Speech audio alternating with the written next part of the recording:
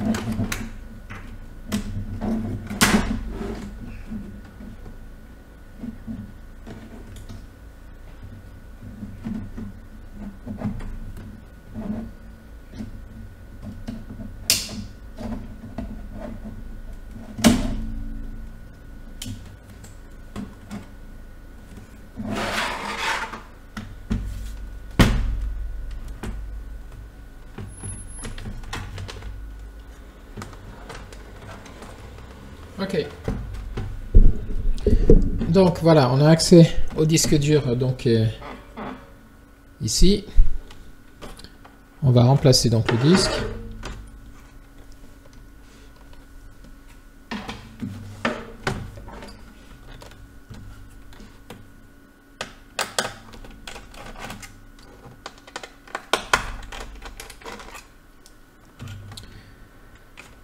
Donc ce qu'on va faire, on va pas s'embêter à tout revisser. Je vais juste placer l'ancien disque comme ceci et on va refermer, puisque de toute façon c'est uniquement pour tenter de récupérer les données, l'objectif étant, si ça a marché, après d'enlever et de revenir sur l'autre, le disque dur neuf. Donc on va se garder le disque dur neuf à côté. On va juste reconnecter comme ça. Alors attention, pour pas se faire avoir, on va brancher le PC parce que dès que je vais reclipper, ça va automatiquement appuyer sur le bouton de démarrage et le PC va démarrer. Donc on va s'assurer qu'il était bien branché avant.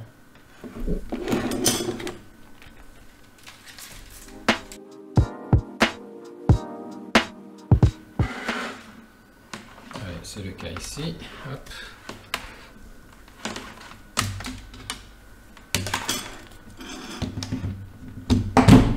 Voilà, allez, on va reclipper le tout. Et donc, voilà, donc maintenant ce qu'on va faire, on va prendre notre clé. Alors on va prendre RN-Boot CD pour démarrer sur RN-Boot CD qui contient son WinPE. Donc je vais prendre une clé de RN-Boot CD qui a été fait avec Rufus. Je vais la mettre directement dans un des ports USB. Et puis comme ça, dès que le PC va démarrer, il va démarrer sur notre clé RN-Boot CD et on va accéder à l'interface d'RN-Boot CD. Et depuis ce Windows PE de RN-Boot CD, on va scanner le disque pour voir si on accède au disque qui est à l'intérieur. Donc là, on va démarrer sur la clé RN-Boot CD. Allez, je reclippe un peu le tout pour que...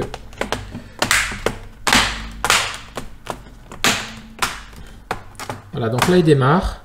Alors je ne sais pas s'il y a un menu, un boot menu.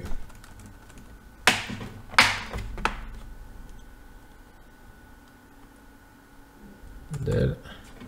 Chez Asus, je ne sais pas pour le boot menu, est-ce que c'est F2 ou pas. Alors j'ai un peu peur là qu'il... Je ne sais pas sur quoi il démarre. Bon, au pire on redémarrera et on passera par le BIOS. Pour configurer si on n'est pas au bon endroit.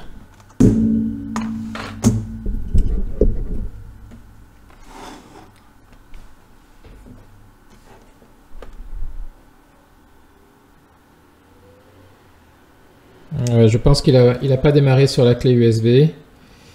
Rufus, je crois qu'il essaye de démarrer sur le Windows qui est justement planté. Donc ce qu'on va faire, on va le forcer à s'éteindre. Voilà, là il est éteint. Et on va booter correctement pour démarrer sur la clé. Alors je regarde juste le boot menu pour ce PC. Donc c'est un Asus F751Y. Donc je vous montre comment je fais. Donc sur le Asus ici, je vais venir ici sur Internet et je vais dire boot menu. Et je mets la marque et le modèle. Asus F751Y. Voilà, je tape ça sur Internet et là, il devrait me donner des éléments. Alors, il nous dit que chez Asus, Maintenez le bouton d'alimentation pendant 15 secondes. Non, on va pas faire ça. Alors, Asus, ça pourrait être échappe, donc non. Alors, vous savez quoi? On va utiliser Perplexity parce que il est beaucoup plus pertinent. Allez, on va lui demander ça. Dans Perplexity, comment accéder boot menu Asus. Voilà. Redémarrer. Pendant le démarrage, appuyez plusieurs fois sur la touche échappe. Bon, voilà. Donc apparemment, c'est la touche échappe. Si ça n'apparaît pas, F2 pour le BIOS. Donc c'est échappe et sinon F2. OK. Donc on va démarrer et on appuie sur la touche échappe.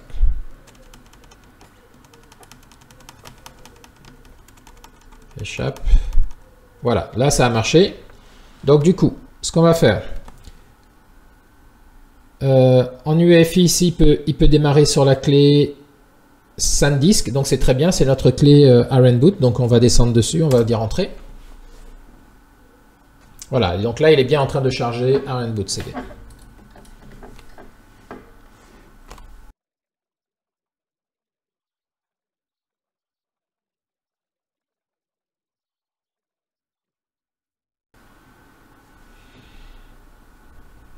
Bon, c'est un peu long parce que le port USB de ce PC, c'est un vieux port USB. J'aurais dû peut-être privilégier un autre. Ah oui, je vois qu'il y avait un port USB 3. Je ne l'ai pas mis sur l'USB 3, je l'ai mis sur un classique. Et donc fatalement, c'est long. Bon, c'est pas grave pour ce qu'on doit faire. Donc c'est ça un Windows PE, vous voyez, Windows 11 PE. C'est un environnement Windows qui est limité dans le sens où il y a juste quelques outils, mais ça va nous permettre du coup, comme on est sur la clé, de pouvoir accéder depuis la clé au disque dur de ce PC, puisque lui va voir le disque dur du PC comme un disque dur qui est connecté en interne.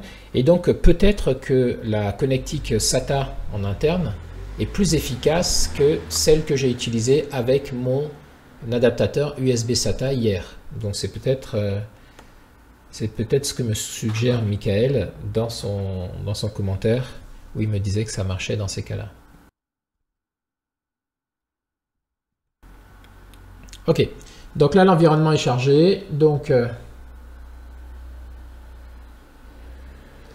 ce qu'on va faire maintenant, très simple, on va venir dans This PC ici. Et on va voir est-ce qu'il voit le disque dur qui est connecté. Ah oui, il le voit. Vous voyez, OS C ici de 1 Tera, c'est le disque dur Toshiba. Voyons voir si on peut y accéder.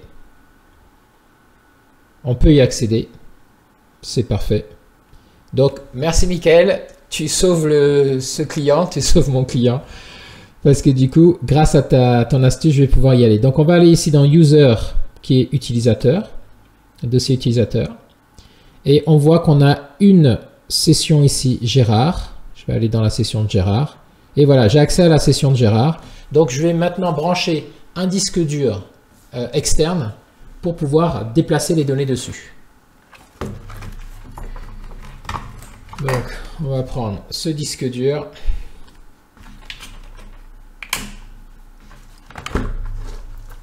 De 2 Tera. Et on va le brancher. On va le brancher ici à côté de notre clé. Voilà. Il devrait être reconnu en principe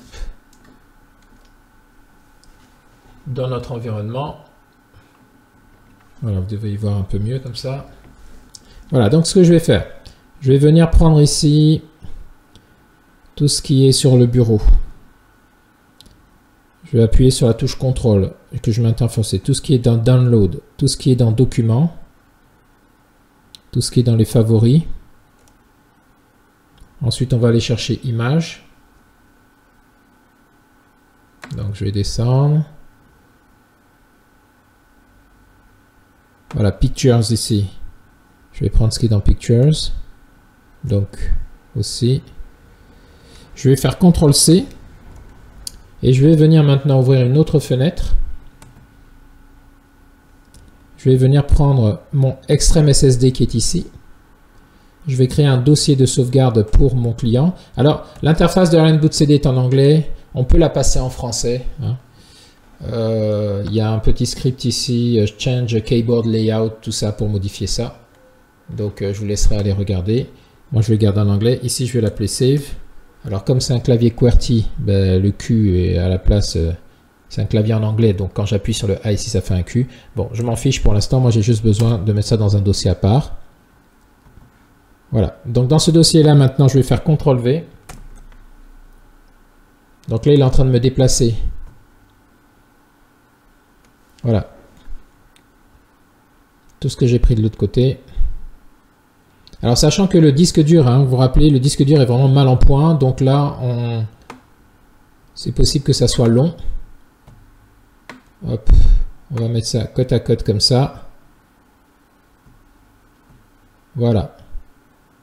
Et on va le laisser faire. Donc là, il est en train de rien faire pour l'instant. Il est en train de calculer le temps de transfert. Bon, maintenant, il n'y a plus qu'à patienter de toute façon, là.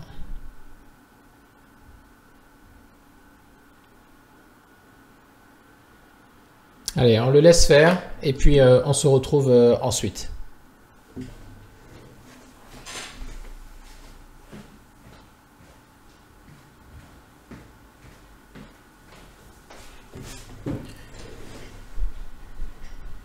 Bon, manifestement il a un problème ici, donc on va faire skip pour celui-là.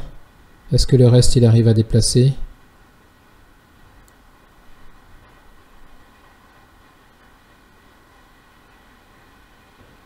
Il y a vraiment un souci avec le disque dur. Ok, donc ce qu'on va faire, on va essayer de les déplacer un par un. Parce que là, ça fait beaucoup de sollicitations pour lui. On va essayer de déplacer un par un. Donc on va aller dans Pictures ici. Donc il avait commencé à en déplacer quelques-unes. Ok. On va prendre ça, ce dossier. Voilà, ça a l'air d'être mieux comme ça.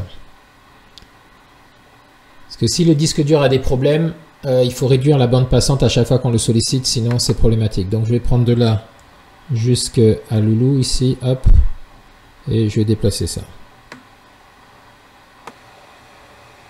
Voilà, on voit qu'il bug encore. Ok, donc là j'ai été trop gourmand. On va mettre en pause et on va mettre en stop. On va fermer. Ok, donc les 20 ans c'est bon, on va reprendre les 60 ans. Là c'est vraiment sauver le soldat Ariane, hein, parce que on voit que le disque dur il en peut plus. Donc il faut y aller bout par bout, il ne faut pas être pressé.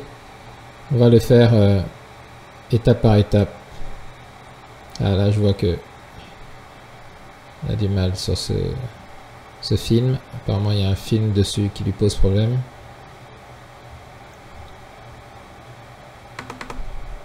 On va venir voir. Ok, il y a des vidéos ici, ce sont ces vidéos là qui posent problème à côté des images. Eh ouais, il n'arrive pas. Ok, donc on va dire celui-là tu le sautes. Essaye de récupérer les photos au moins. Ok, donc pour les photos c'est bien, il continue.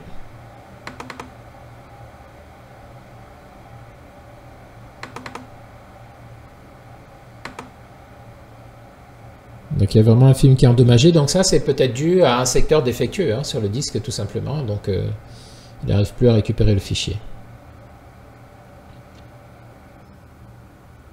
Non mais vraiment Mickaël, tu sauves mon client, je t'en remercie, hein, vraiment. Et je vais dormir moins bête ce soir. Enfin bête non, moins ignorant on va dire. C'est vrai que j'avais jamais pensé à ça. Très très bonne idée. Bon là aussi on voit qu'il est en train de bloquer sur l'autre film. Le 507. Donc il est où le 507? Il va y avoir un autre film en bas. Oui, il est là. 507, il est là. Pourtant, ça fait que 13 mégas, hein, mais il a du mal. Ouais, bon. Allez, on va dire skip aussi. Ça veut dire passer.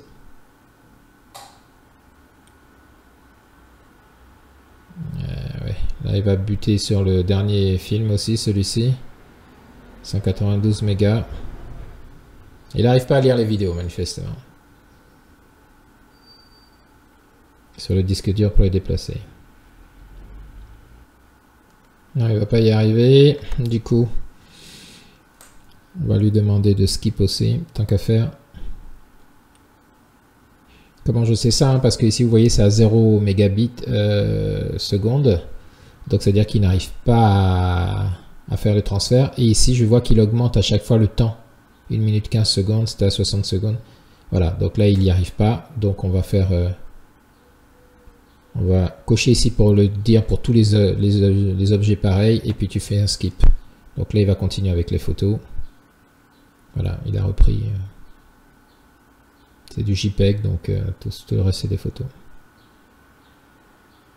Et quand il va arriver sur le dernier, là, ici, qui est la dernière vidéo, bah, du coup, il va pouvoir passer.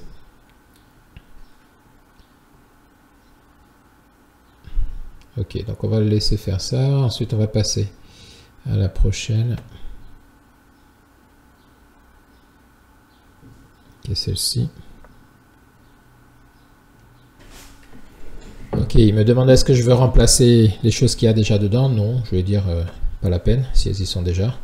Voilà, donc là il a fini avec ça. Allez, on va prendre ce dossier maintenant.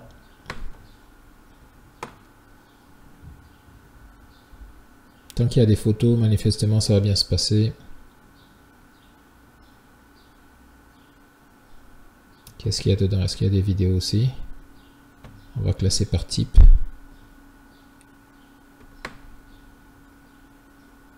Non, là, il y a l'air d'avoir que des photos. Donc, logiquement, ça devrait bien se passer. Voilà, qu'est-ce qui s'est passé? 100 MSF, ici. Voilà, on va le reglisser à nouveau. Comme le dossier est identique, il va nous proposer de l'écraser pour remplacer ce qu'il y a dedans. Il y a eu un problème là. Donc c'est ça, hein, le disque dur, c'était bien mon diagnostic qui est confirmé. Le disque dur doit avoir une surface qui est abîmée à certains emplacements. Et on voit que les fichiers à récupérer dessus, c'est compliqué. Voilà, il ne peut pas lire ce qu'il y a ici. On va dire skip. Pour qu'il passe aux prochaines photos. Et il a du mal avec celle-là aussi. Ouais, il a du mal. On va faire skip pour voir s'il peut prendre les prochaines. Il n'y a quasiment rien pris là du tout. Ah si, quand même quelques-unes.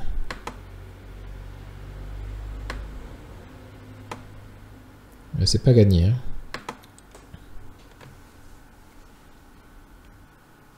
Bon, je sens que ça va prendre du temps parce qu'il faut être surveiller ça comme du lait sur le feu, hein.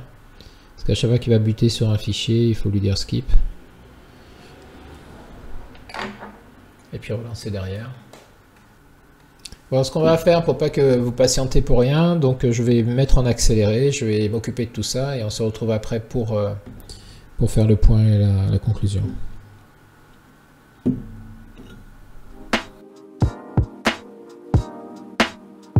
Ok, donc là on se retrouve un peu plus tard. Donc en fait j'ai effectué donc par copier-coller, ça a été assez laborieux, le déplacement donc des fichiers qui étaient dans le disque dur que l'on a placé dedans vers mon disque dur externe, donc celui-ci, hein, vous vous souvenez.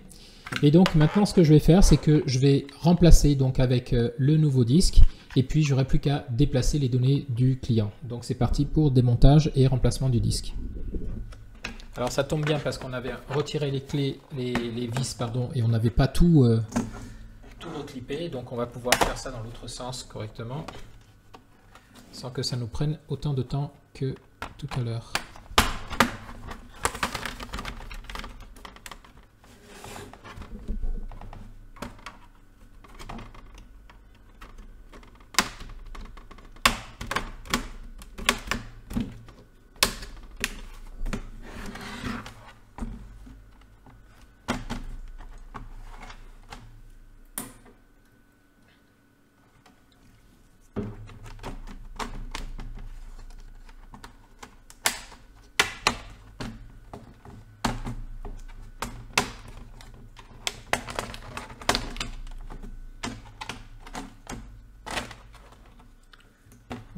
on a accès au disque. Allez, c'est parti.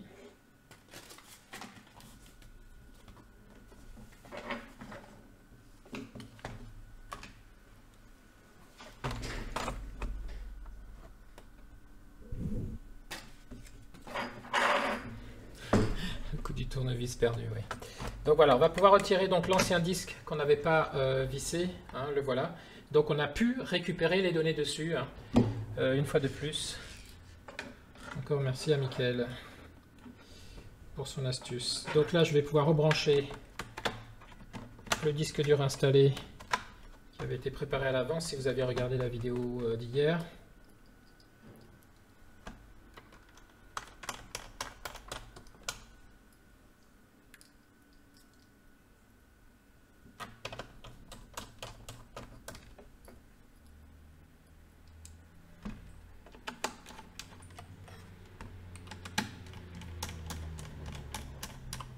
Voilà, le disque dur est placé, on referme le tout.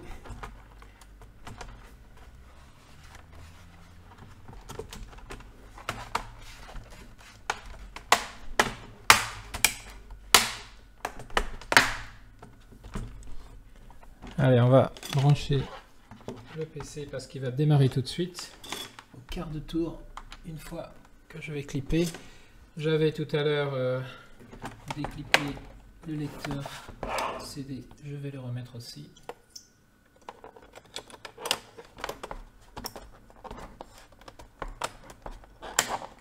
Voilà. Allez, donc c'est parti, on démarre.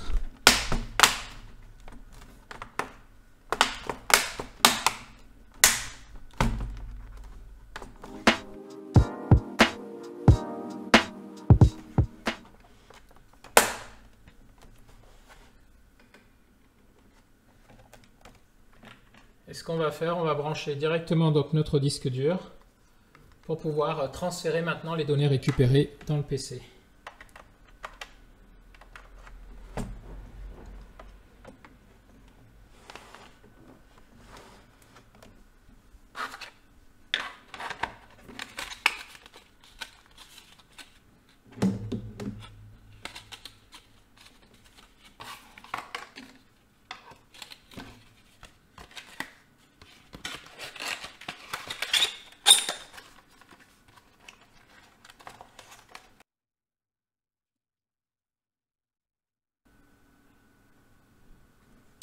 Voilà, donc ici, je vais aller chercher,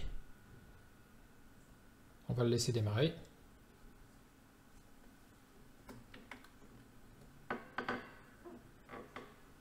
Voilà, il a démarré, donc je vais aller dans le poste de travail.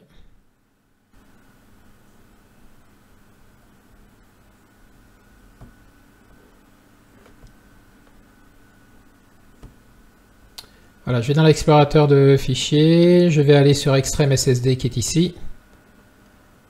Voilà, j'ai ma sauvegarde qui est là, je vais la prendre, je vais la copier sur le bureau.